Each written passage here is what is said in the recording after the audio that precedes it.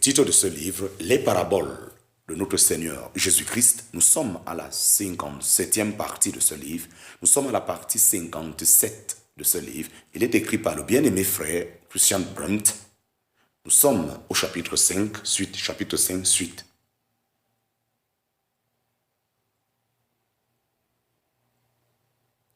D'où l'usage consent.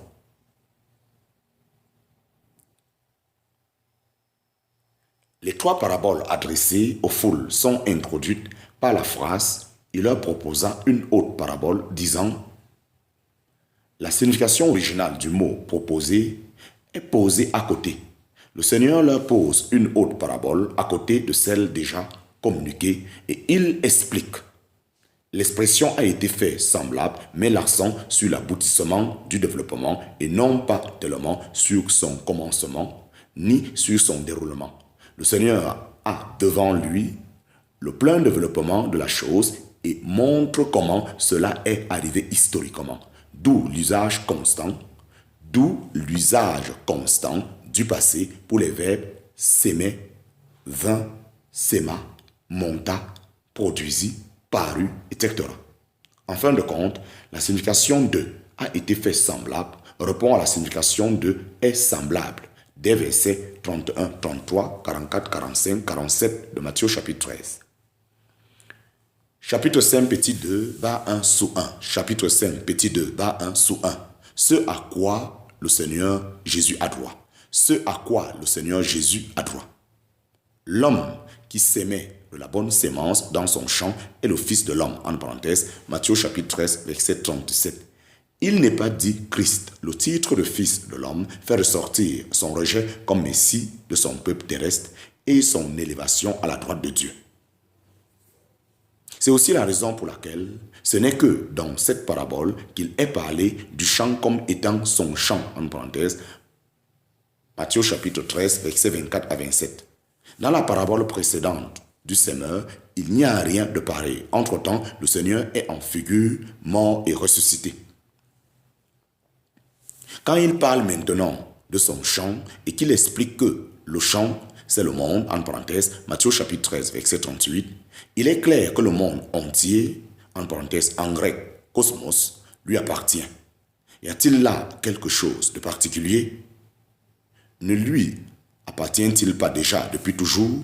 Bien sûr, comme créateur, il est propriétaire en droit de tout ce qu'il a créé. Mais il y a ceci de spécial que, comme homme, comme fils de l'homme, il se l'est acquis d'une manière nouvelle par sa mort à la croix de Golgotha.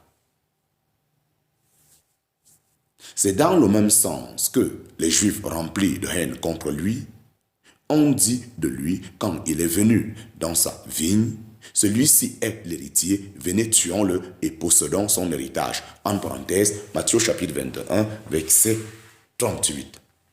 Selon le conseil de Dieu, il ne devait pas seulement posséder seul la vigne d'Israël, mais aussi le monde entier en tant que fils de l'homme. En parenthèse, Hébreux chapitre 1, verset 2, Hébreux chapitre 2, verset 5 à 8. C'est au prix de son sang qu'il a acheté, non pas seulement ceux qui croient en lui, en parenthèse, 1 Corinthiens chapitre 6, verset 20, 1 Corinthiens chapitre 7, verset 23, Apocalypse chapitre 5, verset 9, Apocalypse chapitre 14, verset 3 à 4, mais aussi tous les hommes, y compris ces faux prophètes qui le régnaient comme leur maître, en parenthèse, 2 Pierre chapitre 2, verset 1. Acheter n'est pas synonyme de racheter. Acheter inclut l'acquisition de droits, en parenthèse, sur quelqu'un. Acheter inclut l'acquisition de droits, en parenthèse, sur quelque chose ou sur quelqu'un, et met l'accent sur cette conséquence de son œuvre. Or, le Seigneur Jésus, par sa mort, s'est acquis des droits sur tous les hommes et sur le monde entier en tant que lieu d'habitation de ces hommes. Que ces droits sont-ils reconnus? Pas du tout. Ces droits sont-ils reconnus? Pas du tout. La plupart des gens ne se soucient pas des droits par lesquels il les a achetés. Ils pensent que le monde, ou au moins les parties du monde, leur appartiennent et qu'ils peuvent donc agir avec comme ils se l'imaginent.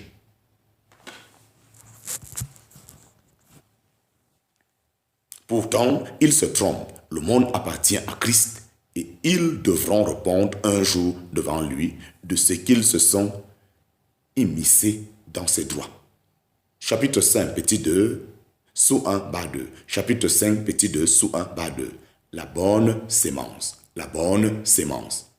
Tandis que dans la précédente parabole, le semeur sémait sa sémence dans les cœurs. Le Fils de l'homme sème ici sa bonne sémence dans son champ. Cela correspond d'abord à Jean chapitre 3, verset 16, car Dieu a tant aimé le monde comme le total des gens, le monde comme le total des gens. En second lieu, il faut comprendre le monde comme le lieu d'habitation des gens, comme la scène sur laquelle se déroulent les événements rapportés. Dans ce champ donc, l'homme introduit quelque chose qui ne s'y trouvait pas auparavant, quelque chose qui ne se trouve pas naturellement dans le sol.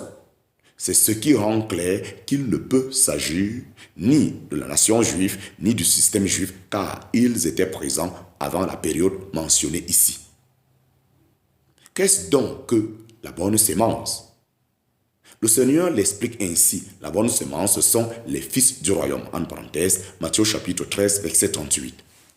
Dans la parabole du semeur, la sémence était une image de la parole de Dieu. Ici, c'est une image de ceux qui l'ont reçue.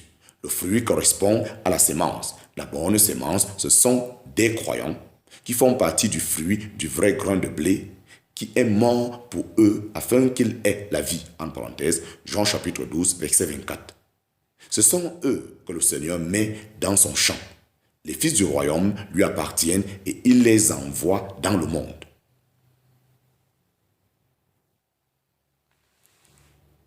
Répandre la bonne sémence, c'est l'œuvre du grand maître lui-même. S'il gardait la précieuse sémence dans la corbeille, il n'y aurait ni croissance ni moisson. Il utilise différentes voies pour répandre les fils du royaume sur tout le champ. Il s'est servi par exemple de la persécution à l'occasion de la mort d'Étienne pour atteindre ce but, car nous lisons « Et tous furent dispersés dans les contrées de la Judée et de la Samarie, excepté les apôtres. Ceux donc qui avaient été dispersés allaient ça et là, annonçant la parole, en parenthèse, Actes chapitre 8, versets 1 à 4. Ce que Satan a fait pour empêcher les témoins de se répandre plus loin a abouti au résultat exactement contraire dans les mains du Seigneur. N'y a-t-il pas là des leçons à tirer personnellement?